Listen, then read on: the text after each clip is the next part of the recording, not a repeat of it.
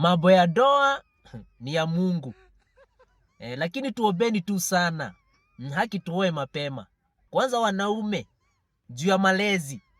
Sio mapenzi, malezi. Unaoa demu wa 30 years, ukiwa 60 years. Ukifika 80 years, ni wewe unafungulia watu gate kama watchman. Juu uko na watoto wako kindergarten, lazima uwatafutie. Hata hiyo gate kufungua inakulemea. Lazima driver ashuke akusaidie kusukuma. Na hiyo kazi huwezi fanya consistent. Leo uko kazi, kesho uko off. Juu ya health issues. Ama unang'ang'ania kazi ya mjengo na vijana wadogo. Ukibeba ndoo moja ya maji lazima kwanza uketi. Utumie inhaler. Chunguza vizuri. Hawa wanaume wote wazee unapataka kwa vibarua. Wako na watoto wadogo. No, it's not right.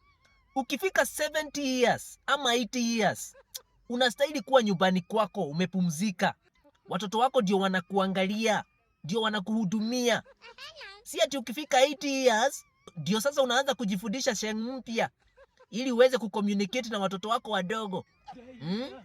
Ati we, Musebetenge Hedirian, nilikushow nileteage wode warm siku zobo. Hapana. No. Maukweli tupu.